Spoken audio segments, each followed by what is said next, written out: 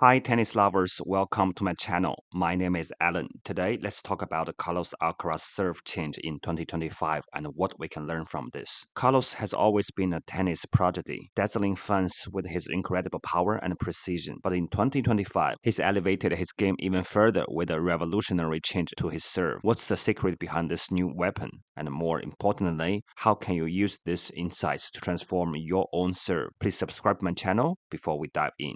In the world of elite tennis, even the smallest adjustments can make a world of difference. Carlos' decision to revamp his serve wasn't just about adding power, it was about creating a more efficient, fluid, and consistent delivery. His primary goals include reduce physical strain, increase timing and rhyme, and dominate key moments. Carlos Alcaraz's journey in refining his serve began during his junior years. At that stage, his serve was characterized by a full leg technique. This means that he would toss the ball and the racket would lag behind before meeting the ball. As he transitioned into the ATP Tour, significant changes were evident in his serving style. His early professional serve involved a synchronized movement of the racket arm and the tossing arm, with the racket pointing forward and maintaining a significant distance from his body. A hallmark of Carlos' serve has been his pinpoint stance. During his initial years on the ATP Tour, as the racket and tossing arm moved up together, Carlos would bring his back foot up to meet his front foot. It is at this critical juncture that his serve demonstrated what is termed as the late coil. Essentially, the coiling of his body, particularly his elbow, commenced after his feet has been positioned. This separation of movements marked the distinct isolation of his serve technique. Various players have their signature styles of initiating the coil in their serve. Some players opt for an early coil integrated into their serving motion, while others perform the movement post-ball toss and racket raise. The advantage of early and integrated coiling is the rhyme it imparts to the serve. Unfortunately for Carlos, his style exhibited a late coil, disrupting the smooth, integrated service motion. By the time of 2024 French Open came around, noticeable improvements were evident in Carlos' serve. He reintroduced the leg into his motion, reminiscent of his junior days. This technique involved tossing the ball first, letting the racket lag behind he drew his back foot forward.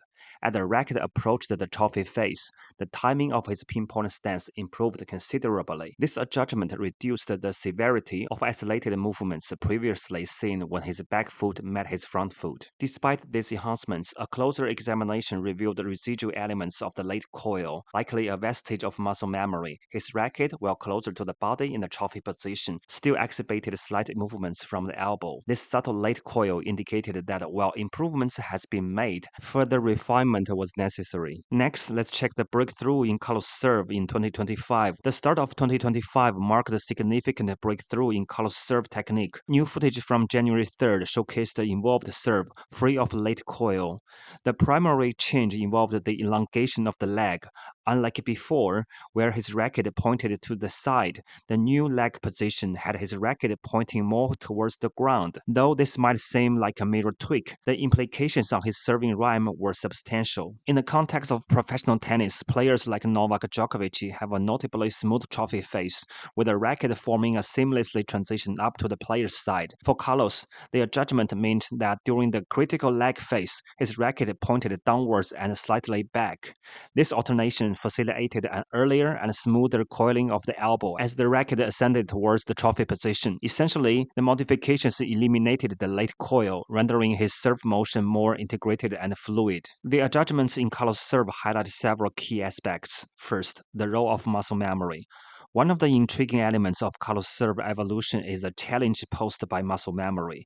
Years of practicing a certain movement pattern embedded these actions deeply into an athlete's muscle and neutral frameworks. The persistent slight elbow movement, even after initial improvements, underscores how ingrained these patterns can be. It's a testament to Carlos' dedication and meticulous training that he could overcome these entrenched habits. Second, complexity of the tennis serve.